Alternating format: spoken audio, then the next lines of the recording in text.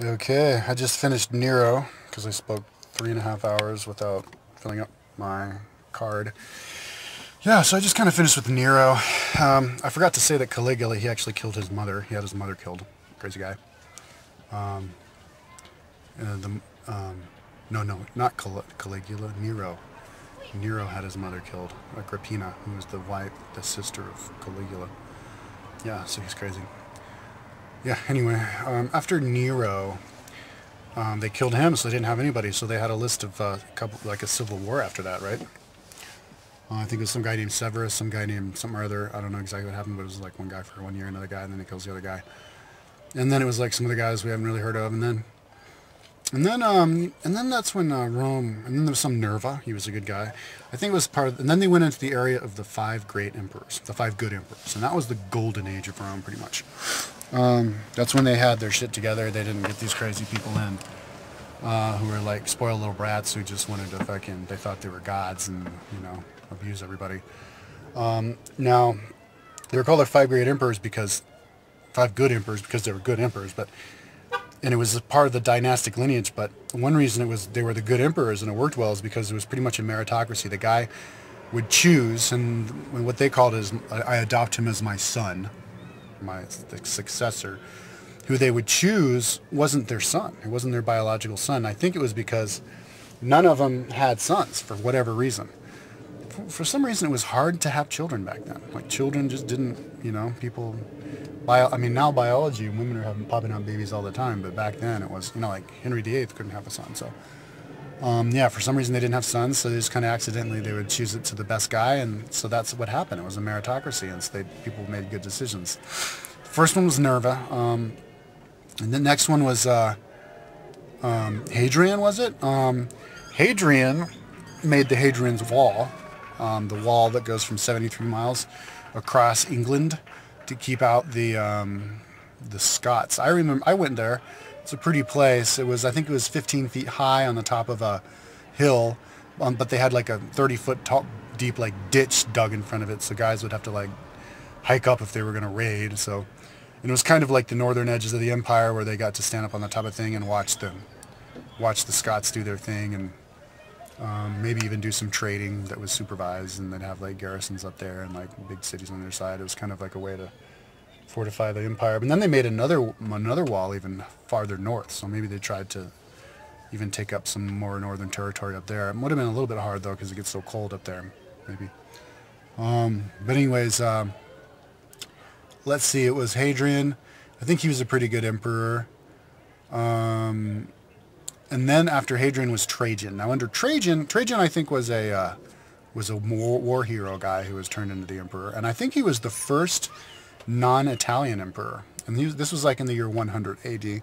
He was a Spaniard, but Spain was inside the empire. But he made the empire the biggest that it has ever been at its absolute maximum extent, like in the year 112. Rome had land all the way down to Kuwait. Kuwait's beach property was part of Hadrian. And Hadrian was part of Rome back then. And Hadrian, so all of Iraq, all the Mesopotamia, but they like that. All of Hadrian, or Trajan, took over Romania. At the present time, northern Romania area was called the Dacian Kingdom. And the Dacians were like a pretty advanced society. They were, they had like a lot of artistic work and stuff, but we pretty much don't really know anything about them because the Romans went in there and just pretty much genocided them, killed them all out. Now, I actually saw two good documentaries on that, and one of them said that they made a peace treaty with Dacia that Hadrian broke, and the other one said that the Dacians broke it, but whatever. They made a peace treaty, but then somebody broke it, probably the Romans, and then the Romans went in there and just destroyed Dacia. They wanted Dacia because Dacia had really rich like gold mines, and so once they invaded Rome, Dacia, they got like really rich, and they built Trajan's Wall, which is a big wall like somewhere in Germany or something to keep the Germans out. I don't exactly know where it is, but I think he made a bunch of more aqueducts. But he made Trajan's Column, which I think is up front of the Vatican. But it was a big column Or no, maybe it's in the Forum. I think he was the one who made the Forum because they had this big like mountain in the middle of Rome. Like Rome was built around 7 hills, and one hill, maybe it was the Palatine Hill, I don't remember, but it was in the middle of Rome, just to the north of the Colosseum, and they wanted to level it because they wanted it all to be flat so they can put their Forum. I mean, this is how rich they were. 160-foot high mountain that they just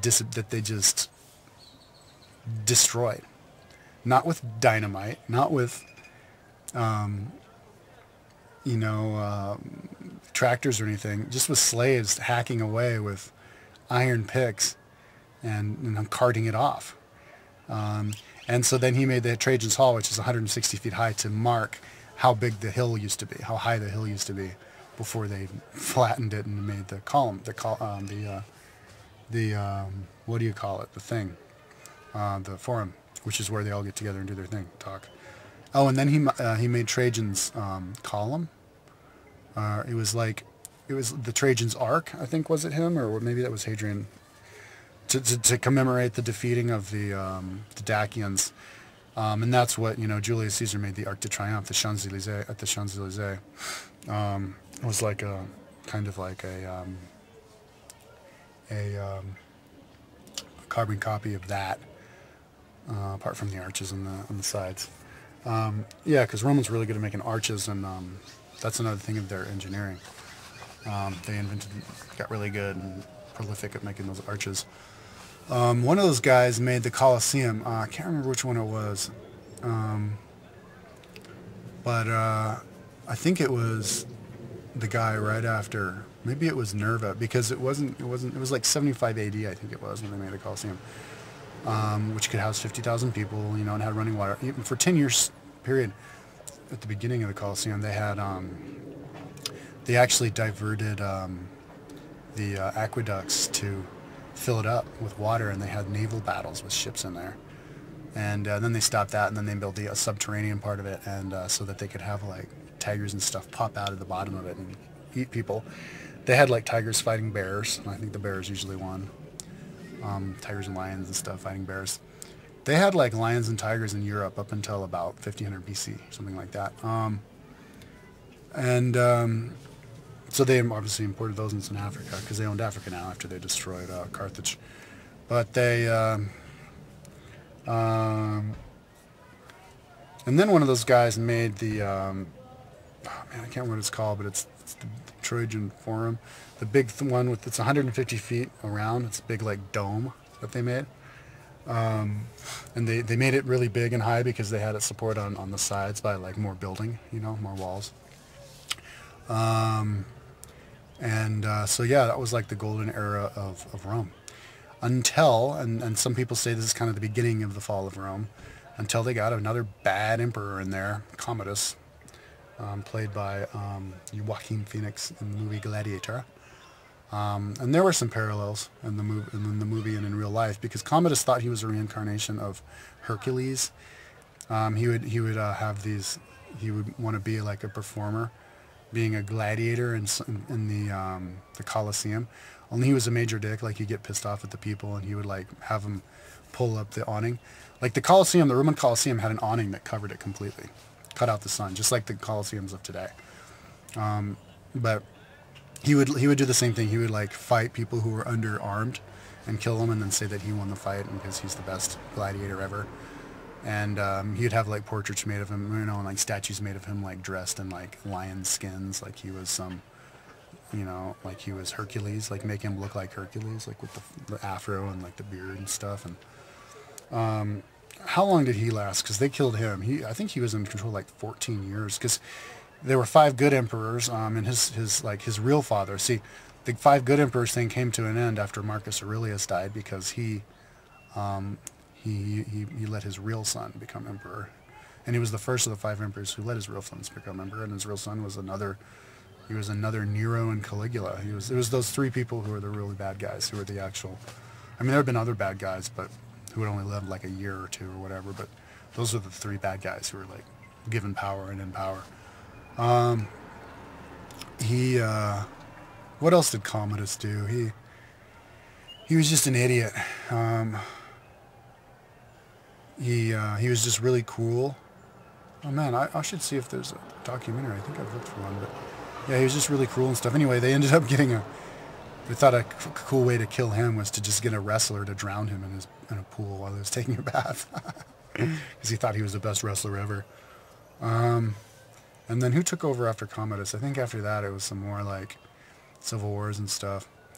And Commodus lived at about, what was it, 150 or something. That's kind of like the beginning of where Rome started to lose territory and stuff. Because, yeah, talking about the fall of Rome is an interesting subject, because when Rome fell and the Dark Ages came, people, I think all over the empire, didn't live in as high quality as they did under the Rome. So it was like, why did that have to happen? Why couldn't they go from the Roman Empire straight to the Enlightenment, straight to the Industrial Revolution? Why do there have to be 1,200 years, 1,300 years of Dark Ages, of nothing? That's a really interesting thing to think about. Well, the fall of Rome happened because they just got too many bad people in control, and the way that Rome was doing business. I guess basically Rome's uniqueness and power, which was their power, their control, went away. Their military power went away. They were the best warriors. They had the secret with the cement to build stuff, and those kind of secrets leaked out, and all of the barbarians and stuff knew how they fought, and they didn't have that old way of like, the strongest guy, come meet the strongest guy, and we all kind of charge you unorganized and get destroyed. They would have the same weapons as Romans. They would fight in formation like the Romans, and it was like, and then they'd have throw the javelins before the people actually attack, and then the cavalry flanking and all that stuff the other guys started doing. And that's how Romans started losing battles. And when Rome loses battles, they lose their army, and then they get taken over. So the fall of Rome happened because what happened was Rome, was starting to get weaker. And then there were the Visigoths, who I think are like a Slavic nation, or I think they're German. They're like Scandinavian. They're originally from like Finland, and then they kind of went down south, and then a bunch of the Huns people came over from Russia, from like that huge expansive area from like Mongolia all the way to Europe, are nomads, and I guess maybe because of like consecutive years of good weather where their horses can graze a lot and they just have lots of population people, they naturally move towards the east, and then they take over land. So they took over, the Huns took over the lands of the Visigoths, and the Visigoths had a choice to either fight the Huns, but I guess the Huns were probably better fighters because they were, they had more horses and there was more numbers and stuff, or to go into the Roman Empire and to try to become Roman like slaves, So they decided one night, they were kind of on the edge, and one night the Danube froze, so they're like, all right, well, let's cross. So they crossed, like all of them. It was like a nation of people crossed. And they the Romans were like, okay. So the Romans took their children as slaves and then gave them dogs to eat. And they were kind of living in squalor. And then the Romans kind of incorporated them into towns. I don't know, they should have done it as slaves and brought them apart. I guess they were too easy on the Goths, because the Goths took the Romans took the Goth stuff, but the Goths were supposed to give them their weapons, but they hid their weapons and they still had them. Anyway, there were too many Goths, and the Goths had a leader who had been a Roman general, but he was passed up for another guy, so he went back to the Goth side, because Rome for a while had been using barbarians as their soldiers anyways, who were kind of like not as good of warriors as the Romans, or the original Romans were. They weren't as disciplined, and they weren't as like patriotic and as rich, and as well trained and stuff. So anyways, they had Gratian was the emperor at the time, and he had a stepson who was going to come and help Gratian fight this band of Visigoths who had been causing trouble, and I guess they raided a town or something, so they were going to take him out. But the guy, Gratian, didn't want to wait for his stepson. to come and join him. He wanted to, like, he thought he could win the battle because he sent scouts out to look at the Visigoths, and he saw that there was only like 10,000 troops. Only problem is when he sent the scouts out to look at them, it was during grazing, and they had their other big force was off in like the valley, like eating, and then they regrouped after the scouts came home. So he's like, all right, I can take him alone. I don't want to share the glory with him. So they went and they fought, got outnumbered, and got pinned in together, like smushed together and hacked. When you're like, they got smushed and they couldn't move their arms. So the guys who could move around and move their arms fucking literally hacked them apart. And it was one of those situations where it was just dead bodies everywhere and rivers of blood and slipping and falling and, you know, putrefied blood. And so they destroyed, I don't know, like thousands of Romans. And then, so then the other guy who was going to come fight was like, fuck. So he turned around and hightailed it back to Rome. Didn't think he could kill the Goths. So now Roman Empire basically lost a whole chunk of their empire. Now there's basically a new country of people in their empire. And I think before that, actually, they had been fighting the Huns as well. Because that was the year 380 when they lost that big battle against the Visigoths. But back in like the 350s, they had been fighting the Romans. And back in like the year 200 and something, Rome divided its empire. They moved the capital from Rome in like the year 200 or something, 250 or something, from Rome to Milan, which was there for like 150 years. And then they moved it from Milan in like the year 400 to Ravenna, which is like 70 miles southeast of Milan. So because they were just needed to, I guess, to have the emperor closer to the frontiers, which they were having problems with invading Germans. Probably because the Germans were like, you know, they didn't like the Romans. They had lived in the north side of the Romans for hundreds of years now, maybe getting a little bit jealous, remembering that the Romans had took their countrymen's land a couple years before that, and all that. So they've been coming in, and anyway, the Huns, who were basically Mongolians, like they were like Chinese looking, maybe not totally Chinese looking, but pretty much Chinese looking. Like Attila the Hun was, they said he was a short, stocky dude with little eyes, and kind of not much of a beard. He was basically, I think they even said swarthy, dark skin. He was a Mongolian, you know, the Huns, and so they went all the way in. I think they were the ones who started Hungary. But Attila the Hun and the Huns had a big battle with the Romans on one battle in France, where the Romans teamed up with the Visigoths, and they fought the Huns, and it was a stalemate after like thousands and thousands died each time, and then the Huns ran away, but they didn't kill the Huns, and then the Romans kept their land. But the Huns had a big area.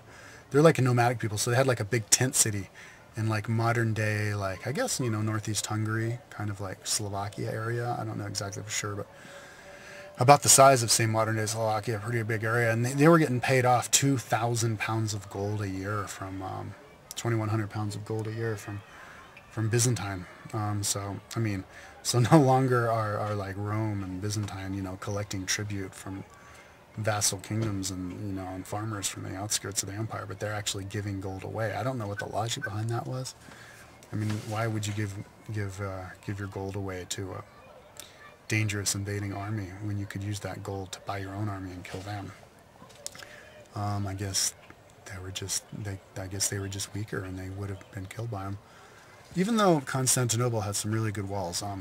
See what happened, I think in the year something 200 something 300. There's this guy called Justinian. He was a Roman emperor, and he moved the capital of the whole well, he didn't move the capital.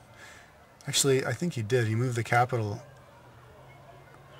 of the whole empire to east, and then his successor was just remained the emperor of the east, who was kind of like of equal status as the next emperor who was in the west. It was like two emperors of two sides of the empire. Only problem is now that there were two capitals, the eastern capital was kind of like another country that was just like a country that was a friendly country to the Western Empire. So they weren't a tributary vassal kingdom. They were in their own kingdom. So they didn't share the money. And they were richer over there because they were closer to Asia where they would do trade. They were right on the edge of the sea where they could, you know, fish, and they could mine in Romania, and they're doing well. And so now the western side is kind of getting weaker and weaker and weaker. And that's about the time when they adopted Christianity. I think it was Constantine, or no, Justinian? No, it was Constantine. Was having like a civil war, and he was marching on Rome or something, and supposedly they saw something. The whole army saw something in the sky. Maybe it was a UFO, you know. I guess they saw a cross in the sky. Whatever it was, they took it as a sign from Jesus that they're going to have to become Christian. So when Constantine came in, he didn't hold an eagle standard. He didn't hold a big eagle like, you know, we are Rome. He held a big flag with a big red cross on it saying, you know, we are Christian. So, and then after that, you know, I think it was him who had all of like Jupiter and the whole pantheon taken down. They just switched religions to Christianity and monotheism. Kind of like Thich Han, what he did, you know, 1600 years beforehand. But then like I think that like another emperor after that like became polytheistic again and got rid of Christianity, but then Christianity came back. And then so everybody was Christian after that. Byzantinians were Christian after that. And they had a really great capital city. They made huge walls around the whole city, like the best walls ever made. And they made actually the longest aqueduct ever made. I think it was like a 160-mile long aqueduct. I think the longest one in Rome was like 60 miles, and they made one that was like 160 miles. You can still see it. It's like huge, and it fed the city and made it really big. You know, Rome got up to, I think some people even say up to 3 million people if you're going to include the slaves. 1 in 3 people were slaves in Rome. I think it was like like a million, I guess, proper Romans in the Rome. I don't know, but usually they say about 1.2 million people living in the city of Rome because it was fed by all these aqueducts, six different aqueducts coming in from all different sides, from the mountains. But Byzantine had that thing too, Byzantium, and Constantinople. And yeah, so they became Christian, and then in the year 325 is when they decided to write the Bible. That's, you know, the first council, the Council of Nicaea in northern Italy, northern Italy, where they decided to pick all of the best books that they liked that would suit whatever they wanted. And you know, there's lots of other books that were written, the Apocrypha, but they chose those, and, you know, including the Old Testament. And this is our religion now.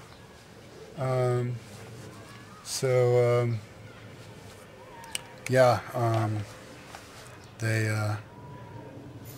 Rome got weaker and weaker, and then Constantinople started to pay 2,100 pounds in gold a year to Attila the Hun, you know, and then Attila died on his wedding night of like partying too much. He choked in his own vomit, and he was like 45 or something. And then I guess the Huns kind of disbanded and became Hungary, because Hungarian and Finnish are two languages that don't have anything to do with any other language. So it's probably because back in the time of Attila the Hun, they moved in there and brought their own language, and then they kind of stayed in Hungary. So now Hungarians of today, and the Finns, because I guess they went there first, yeah, they have their own language. And Hungary has actually never been its own kingdom. Only for about 160 years, back in like the 1400s, was its own kingdom. But it's, I mean, an independent kingdom. And, you know, ever since, but all the other times since Attila the Hun, it's been a vassal kingdom to the Holy Roman Empire, or Bohemia, or, you know, the Constantinian Empire, the Byzantine Empire, even though it's considered its own kingdom. So it's kind of like their own people within a kingdom. So that's what happened to the Huns. They became Hungary, I think.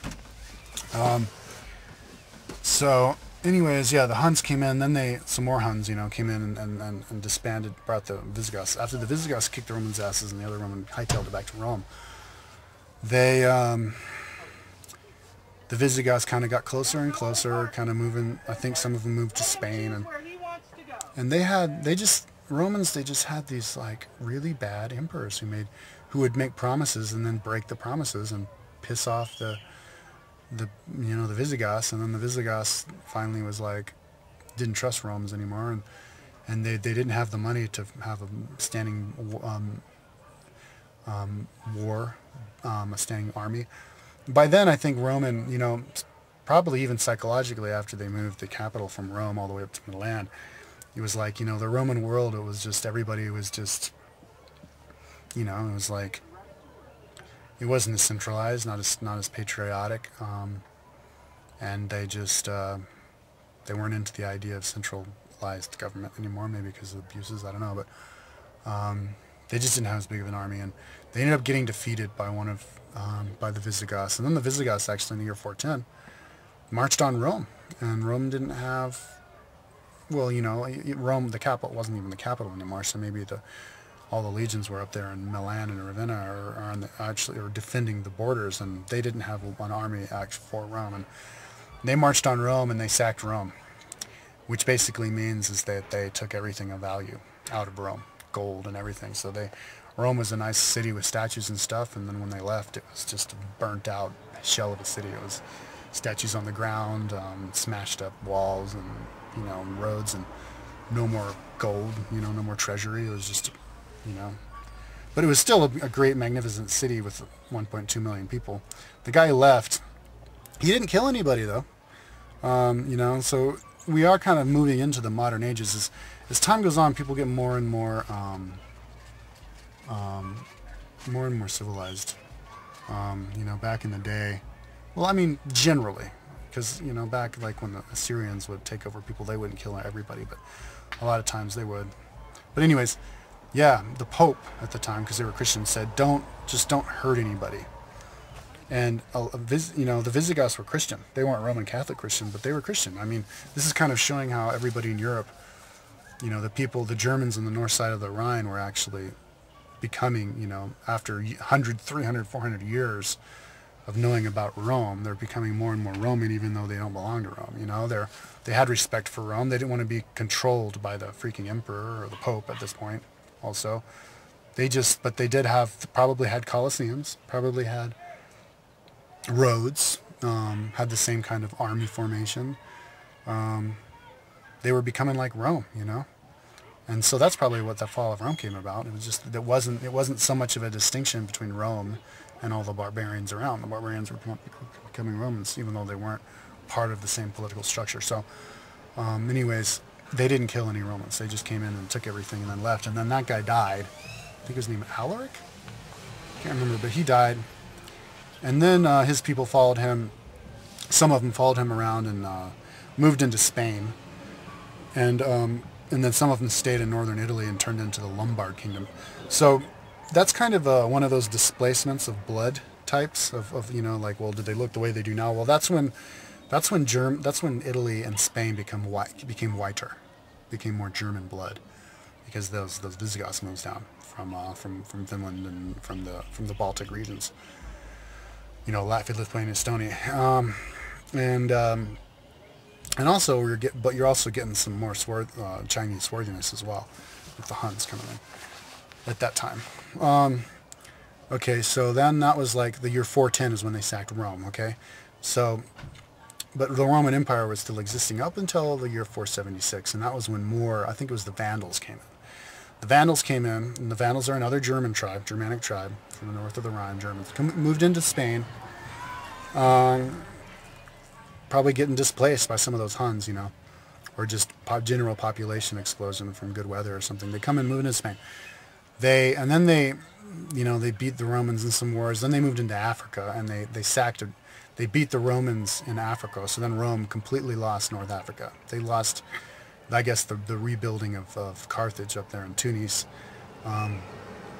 They beat them in a war that was botched by the Romans. I think what happened was there was a boy emperor in Rome, and so his mother was the regent king, and his mother was managing two generals who